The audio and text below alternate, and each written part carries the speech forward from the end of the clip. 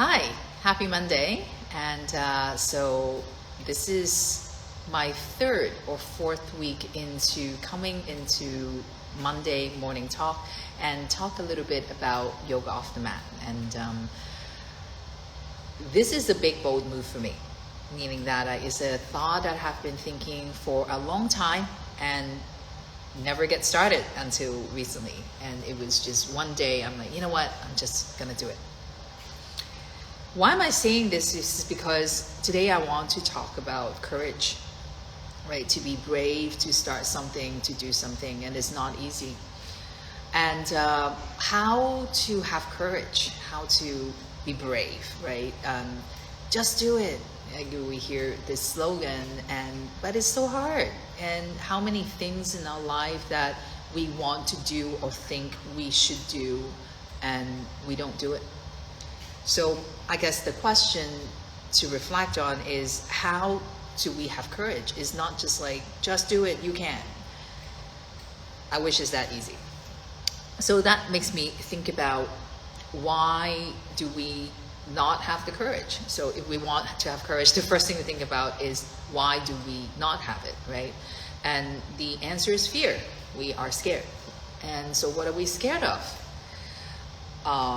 We are scared we're scared that we won't be successful, right? So we're scared that we will fail, right? Or we are scared about what other people would think about us, right? People not going to agree. So I think the first thing to recognize before you thinking about how to be courageous is to identify what is stopping you. So what is the fear? What is it that's behind? And most of the time we will realize that is not true. So some of these limited mindsets, or the things that we tell ourselves, the self-doubt, the self-criticism, are the main roadblocks that are stopping us to take the bold move.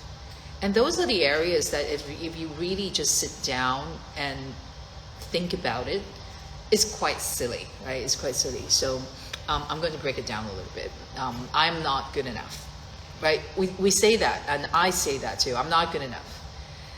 And we already set out a roadblock. If you tell yourself you're not good enough, then you already give up at that, right there. So you basically just turn down any opportunities for yourself to grow, to try, to even that. I'm not good enough, and case closed, right? And every time when I tell myself I'm not good enough, the first thing I'm going to ask myself is it true, right? Am I really not good enough? Maybe it is. There are things that I'm not good enough, and there are things that we're not good enough, and we perhaps don't do it, and we let go, we delegate.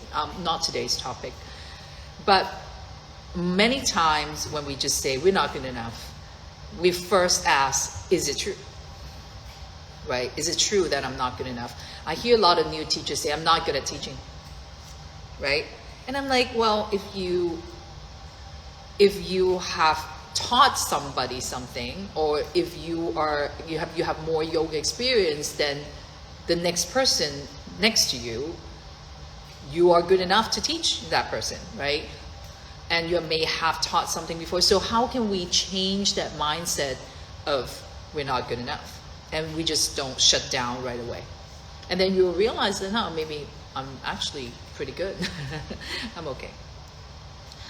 Another one that stop us from having the courage is not going to work, right? So you anticipate the failure, right? So what if it doesn't work, or is not going to work? It's not going to work is like, you shut down immediately without even trying. Or what if it doesn't work? And we all have that. What if it doesn't work? What if people don't like it? So a lot of times I have that too, right?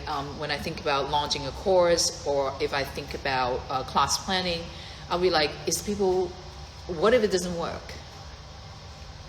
So that sense, you want to think about, what if it does, right? It's like, really, like I'm not even saying that it's 50-50, but what if it does, right? So instead of thinking, what if it doesn't work?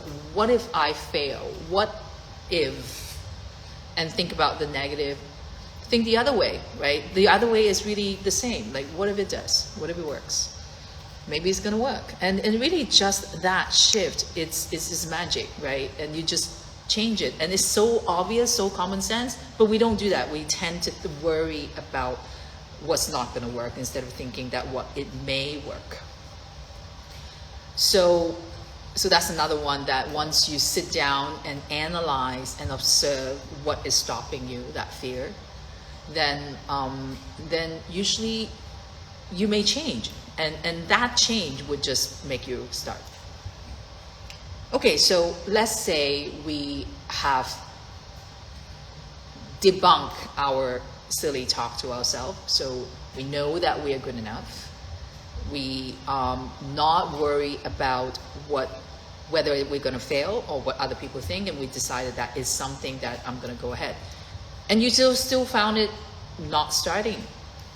So here are some steps, right? I think sometimes the courage comes to also the thing is so big, right? The thing that you want to do might be so big and it overwhelms. So even if you know that you are kind of good enough and you're like, I don't worry about other people think, I'm willing to fail, I'm ready to fail, you still don't get yourself taking the bold move.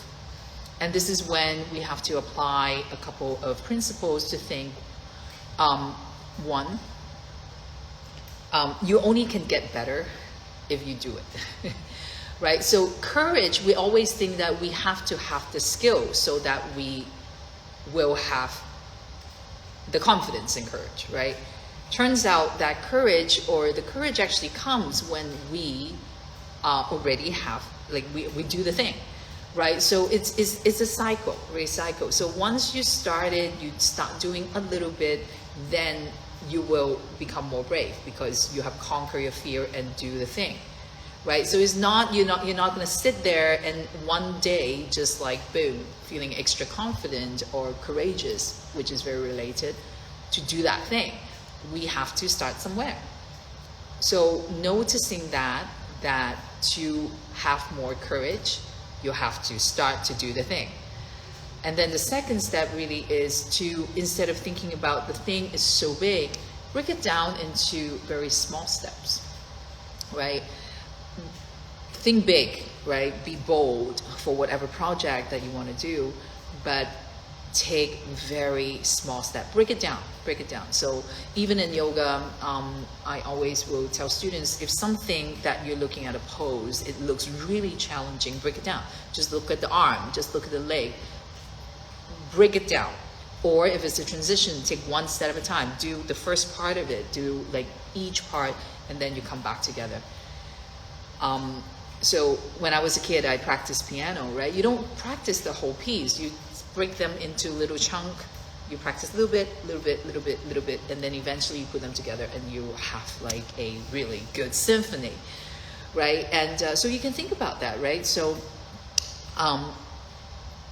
once you overcome your self-talk, you tell yourself that to build courage, you will have to start doing, right? Start doing, and practice would make you feeling more bold, right?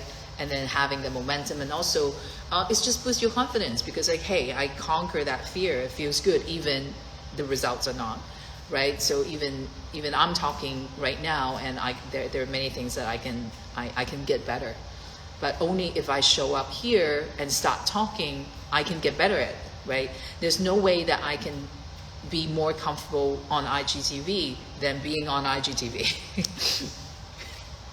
It's just like that. And then through the practice, then we will get better every day. So today would like to leave you with a few things. One is, what is stopping you? So consider what is stopping you. What is stopping you? So what is the fear that is behind the thing that you want to do? And then consider also perhaps what is one thing that you have done that you thought that is not going to work, or you self-doubt yourself, but eventually worked. So think about that experience. So some past experience that you have succeeded for taking the bold move can help you move forward with your current bold vision. And then after that is to break down into small steps, right? Small steps, a little step at a time. Or break down into small components, right? Do one piece at a time and putting them together. And then lastly is to remember that it's not exactly that courage will come from somewhere, from the sky. Courage actually builds when you start to take action. So today I'm talking about courage, and hope it gives you a little bit of things to think about. And if you have any feedback or you want to chat, please message me. And I'll see you on Thursday, more on refining the practice. Thank you.